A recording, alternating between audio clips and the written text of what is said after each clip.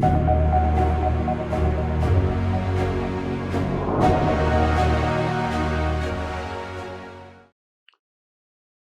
buenos días. La pobreza y la desigualdad son dos de los males más graves que padece nuestro pueblo. Millones de mexicanos son víctimas inocentes de esta desgracia. La mayoría de los trabajadores carecen de un trabajo formal que les garantice seguridad social, prestaciones laborales y seguridad en el empleo. En consecuencia, tampoco reciben beneficio alguno con los incrementos al salario mínimo que tanto presume el gobierno de la República. Los servicios públicos lamentablemente no han experimentado mejoras sustantivas. La atención médica pública es un verdadero desastre, ya que más de 50 millones de mexicanos carecen de acceso a los servicios de salud.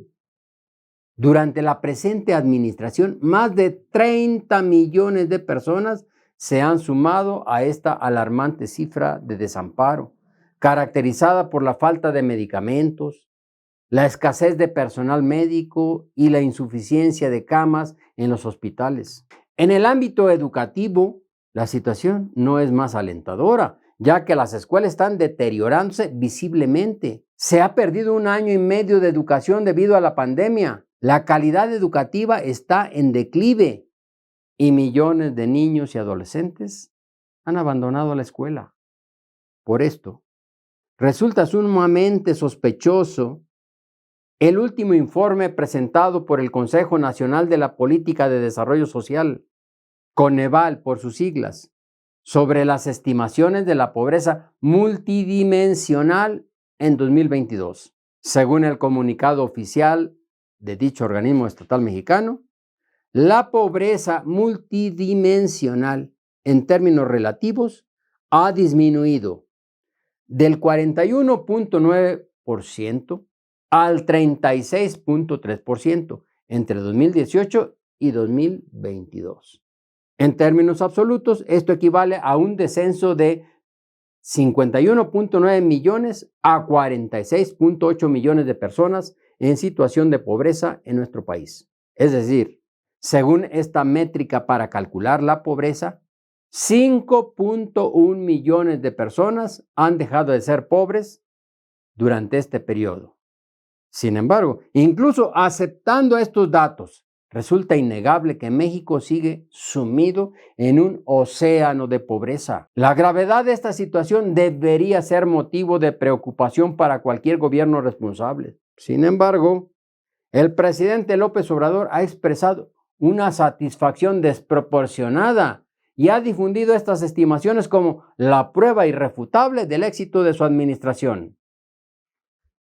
Esta práctica de propaganda ha sido secundada por los seguidores de Morena, quienes han aplaudido los resultados de la lucha contra la pobreza y han proclamado que se trata de un hecho histórico, algo nunca antes logrado, que el pueblo vive mejor y que se ha construido un país más justo y equitativo.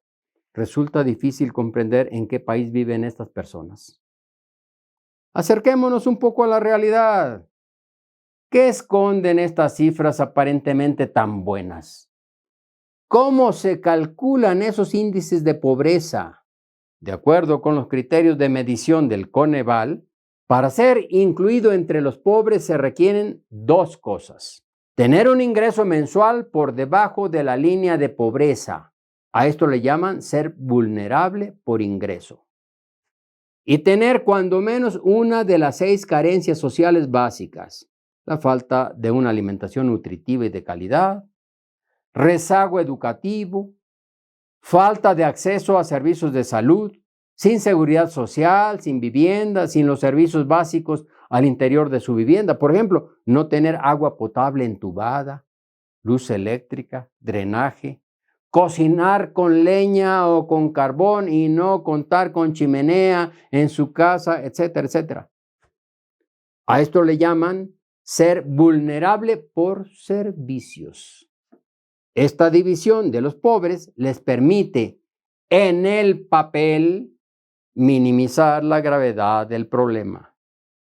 Otra artimaña para aparentar que se está sacando de la pobreza a muchos mexicanos es establecer un umbral de pobreza por ingreso excepcionalmente bajo. Según esta medida, solo se considerará pobre a quien tenga ingresos menores a 4,158.35 pesos mensuales en las zonas urbanas y 2,976 pesos mensuales en las zonas rurales para solventar todas las necesidades básicas. En términos más comprensibles, en las ciudades solo se califica como pobres a quienes disponen de menos de 138 pesos diarios o a quien en el campo no tiene ni siquiera 100 pesos diarios. Según el gobierno, con esta cantidad se puede adquirir la canasta básica de alimentos y otros artículos necesarios. Sin embargo, resulta evidente que recibir ingresos ligeramente superiores carece de significado si estos se deben gastar en productos cada vez más costosos como alimentos, ropa, vivienda, servicios educativos y atención médica e incluso en la compra de agua potable para tomar. Otro truco para minimizar la pobreza radica en separar a quienes enfrentan carencias sociales y etiquetarlos como vulnerables por servicios. De esta forma, aquellos que carecen de los medios para acceder a una alimentación nutritiva, no cuentan con vivienda adecuada o no tienen acceso a servicios básicos, atención médica o seguridad social o incluso enfrentan el rezago educativo, no son considerados pobres, sino simplemente vulnerables. Además, esta medida no considera la calidad de dichos servicios. Por ejemplo, si 5 personas viven en 2 cuartos, uno de los cuales se debe utilizar como cocina, no se considera que carezcan de vivienda. Criterios excesivamente flexibles se aplican al cuantificar los servicios esenciales. Bajo este criterio, solo se calificará como pobre a quien tenga ingresos inferiores a la línea de pobreza y padezca una carencia social. ¡Oh, sorpresa! Hay que ir a avisarles a los millones de campesinos humildes y a los obreros y a los habitantes de miles de colonias populares en todo el país que carecen de los servicios básicos y viven en condiciones miserables que, gracias al milagroso ingenio de nuestros gobernantes, ya no son pobres, sino vulnerables. Bueno, incluso en el informe del Coneval se admite un incremento en la pobreza extrema que incluye a aquellos que reciben menos de 69 pesos diarios en áreas urbanas o menos de 51 pesos diarios en áreas rurales para cubrir todas sus necesidades y que además enfrentan 3 o más carencias por servicios. Durante este sexenio, la población en esta situación ha aumentado de 8.7 a 9.1 millones, lo que representa un aumento de 400,000 personas que ni siquiera tienen suficiente para alimentarse. A pesar de la insistencia en que se está priorizando el desarrollo del sureste de México, una región históricamente abandonada por los gobiernos anteriores, los resultados son decepcionantes. Las 5 entidades con los mayores porcentajes de población en situación de pobreza en 2022 fueron Chiapas con un 67.4%, Guerrero con un 60.4%, Oaxaca con un 58.4%, Puebla con un 54% y Tlaxcala con un 52.5%. Estos datos son alarmantes y solo una persona irresponsable podría afirmar que reflejan un gran avance en la lucha contra la pobreza.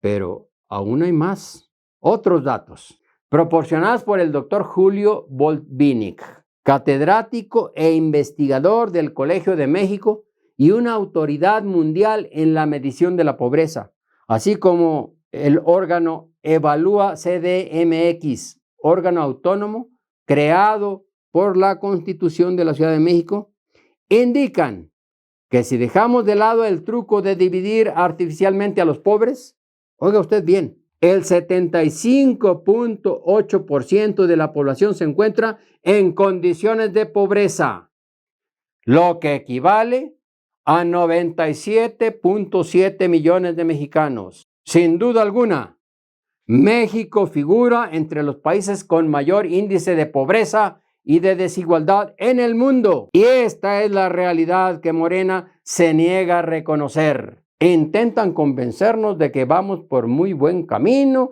y que es conveniente seguir votando por los candidatos de Morena. Imagínense. No debemos dejarnos engañar con éxitos imaginarios en el combate a la pobreza y la desigualdad. El trabajador mexicano trabaja mucho y gana poco. El gobierno quiere disfrazar la pobreza y la desigualdad para mantener sometido al pueblo en beneficio de los hombres más ricos del país. El gobierno morenista está al servicio de los ricos, aunque en el discurso diga lo contrario. Muchas gracias por su atención. Los espero en el siguiente video.